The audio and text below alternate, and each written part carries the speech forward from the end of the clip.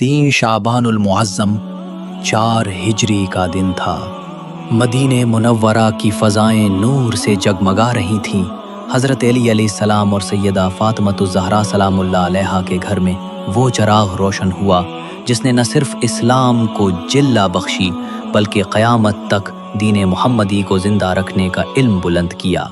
अल्लाह ताला ने हज़रत जिब्राईल को भेजा और वो नबी करीम की खिदमत अक़दस में हाजिर हुए और अर्ज़ की, या रसूल अल्लाह ताला ने आपको एक नवासा अता किया है और उसका नाम हुसैन रखना अल्लाह की रज़ा है।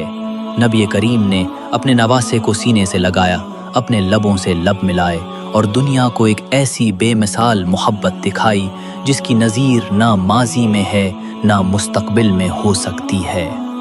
नबी अकरम अक्सर फरमाया करते, हुसैन मुन्नी व अना मिनल हुसैन, यानी हुसैन मुझसे है और मैं हुसैन से हूँ। जब भी इमाम हुसैन मस्जिद नबवी में आते, रसूलुल्लाह अपना खुतबा रोक देते, हुसैन को उठाकर अपने कंधे पर बिठाते और फरमाते, लोगो इसे पहचानो, ये मेरा नवासा है।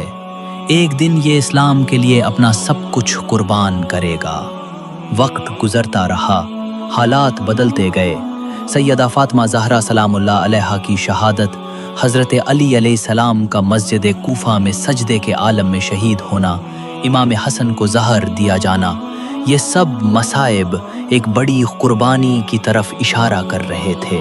और बिल आखिर 60 हिजरी का वो साल आया जब यजीद इब्ने मुआविया ने खिलाफत पर कब्ज़ा कर लिया और खुले आम इस्लाम और कुरान का इनकार किया। उसने कहा, ना कोई वही आई थी ना कोई नबी आया था। पूरी दुनिया खामोश रही, हर ज़बान बंद हो गई। तब इमाम हुसैन अलैहिस्सलाम मदीना की गलियों में निकले और फरमाया, अगर दीन मोहम्मद हमारे खून के बगैर बाकी नहीं रह सकता तो ए नेज़ो आ जाओ। आपने मदीना छोड़ा, मक्का की तरफ रवाना हुए और वहाँ हज को उम्रा में बदल दिया ताकि काबा का एहतराम बाकी रहे।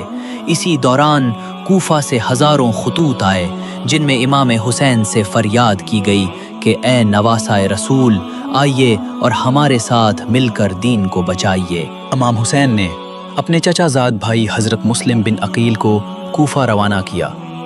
मुस्लिम कूफा पहुँचे, लोग उनके हाथ पर बैत करने लगे, यहाँ तक कि इमाम को ख़त लिखा कि मौला जल्दी आ जाइए, लोग मुंतज़िर हैं। लेकिन हालात बदले। यजीद ने इब्ने ज़ियाद को कूफा का गवर्नर बनाया। उसने जुल्म व जबर से मुस्लिम को शहीद कर दिया। इमाम हुसैन को रास्ते में खबर मिली कि कूफा वाले बदल चुके हैं। कुछ ने सोने के सकों के इवज़ वफ़ा बेच दी, कुछ डर के मारे घरों में छुप गए। इमाम चाहते तो वापस जा सकते थे, लेकिन हुसैन का मकसद हुक्मरानी नहीं, दीन की सरबलंदी था। आपने फरमाया, करबला ही मेरी मंजिल है। रास्ते में हर का लश्कर मिला, लेकिन इमाम का अखलाक, मेहरबानी और अज़मत देखकर हर का दिल बदल गया। और यूं 2 मुहर्रम 61 हिजरी को इमाम हुसैन करबला की ज़मीन पर पहुँचे और जैसे ही ज़मीन को पहचाना, सजदा शुक्र अदा किया। फरमाया, यही कर्ब बला की सरज़मीन है, यही हमारा कर्ब है, यही हमारा इम्तहान है। यजीदी फ़ौज ने खैमों को दरिया से दूर लगवाया ताकि पानी रोका जा सके। 7 मुहर्रम को पानी बंद कर दिया गया। बच्चों की प्यास, खैमों में सिसकियाँ और ज़ैनब की खामोश फरियादें आसमान को हिला रही थीं। 9 मुहर्रम की शब इमाम ने चराग गुल करके अपने साथियों को इजाज़त दी कि चले जाएं, मगर किसी ने साथ ना छोड़ा।